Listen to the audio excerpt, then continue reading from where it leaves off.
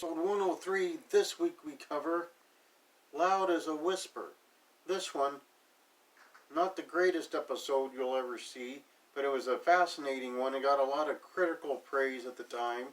The premise of this one was the Enterprise went to a planet called Ramada 3 to pick up a moderator to go to tightest 5, where there was a war going on between two factions on the planet. This moderator was going to try to end the war and bring peace to the planet. They said the war had been going on for 15 centuries. That's a long time.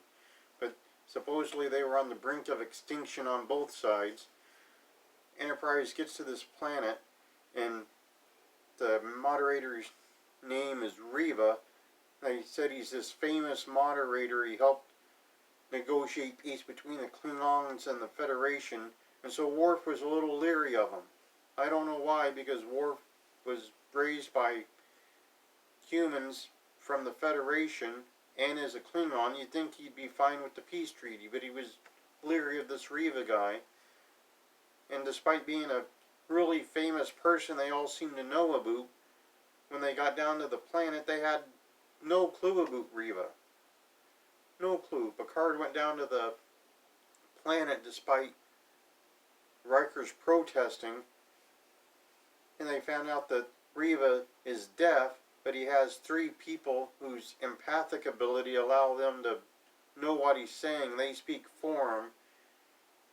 Like, each of the 3 represented a different emotion, essentially, and so depending on inflection and emotion in his words, they would be the one to speak when properly applied, apparently. That was what was going on, and Riva was all impressed with Counselor Troy being an empath. He didn't have very many empaths he saw, apparently. But then they went up to the ship, they headed to the planet. Riva was more interested in having dinner with Counselor Troy than being briefed on the situation. He was just full of arrogance. Didn't want to have a briefing. He's like, yeah, it's probably over land or money or something tangible. But now it's personal, so I'll just solve it with something personal in the peace talks. And he was just kind of arrogant, didn't want to know anything about it. They get to the planet. Riker and Worf beam down with Riva and his chorus, and they're going to set up some torches and a table, apparently, because that was what he requested. But before they did that, here comes the 2 factions to the peace talks. They're all carrying weapons. They weren't instructed to leave the weapons behind, anything like that. And so when Riva's trying to get things rolling, one of the guys on one side of the factions says, well, forget this, and he shoots the chorus and disintegrates them, after Riker really slowly moved Riva out of the way. The chorus just stood there. Riker and Riva walked as slow as possible to get out of the way of the guy with the gun. The chorus did not, nor did Worf move. He just stood there watching it. It was really bizarre. But the chorus is now gone. Riva's totally upset. He's like, well, I can't do this now without my chorus, because they were the ones that, like, spoke for me and put the inflections where it needed to be, and so forth and so on. And he wanted to give up. Data learned sign languages so he could figure out what sign language Riva used so he could communicate with Riva. Troy was basically trying to guilt trip him into continuing. She said she would do it, but she didn't know how to be a mediator. She had never done anything like that. She was just a counselor, so it was out of her league. Riva finally agrees to go back. He beams down this time. They put the torches and the table out, and everybody sits down to the peace conference. Riva tells Riker and Worf they can head back to the ship because it was going to be a very, very long process. He'd be there for a while. So they were like, okay, fine. And that was more or less that. Picard brought Troy into his ready room to tell her he appreciated her and thanked her for getting through that situation.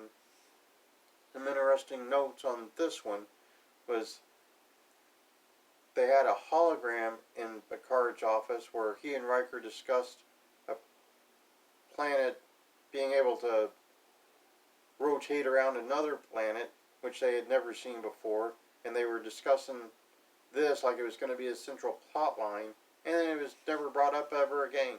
Nor was the hologram ever used ever again in the Ready Room. They just threw it in there for no reason and dropped it. Also, the B plot was Dr. Pulaski told LaForge she could correct his vision. There was a surgery that would give him his natural eyesight, or at least natural for most people. He wouldn't have to wear the visor anymore. LaForge was like, well, I was told that was impossible. Pulaski's like, I've done it a couple of times. But LaForge said he'd have to think about it. Never got brought up again until the movies hit. Wasn't an issue. They just dropped that after it was like a major plot point if LaForge was to get natural sight rather than his visor, and then just totally ignored. They just wasted 5 minutes with the thing. Also, the actor that played Reva in this episode is a deaf actor from Tacoma. He petitioned the studio to have a episode where there was a central deaf figure. The studio agreed to this, brought him on, so he was legitimately deaf. That's why he did the sign language. So that's what was going on. And of course the Klingon Federation thing went nowhere, where Worf was tense about the alliance, and then that was never really dealt with again, why he would be tense about it. Lots of things dropped in this episode. It wasn't the tightest of scripts, but it was alright. It was an alright episode. Critically praised because of the deaf actor and featuring that, which I can understand that, but it just wasn't the tightest of scripts. A little bit of a chore to get through, I thought. But pretty much episode 103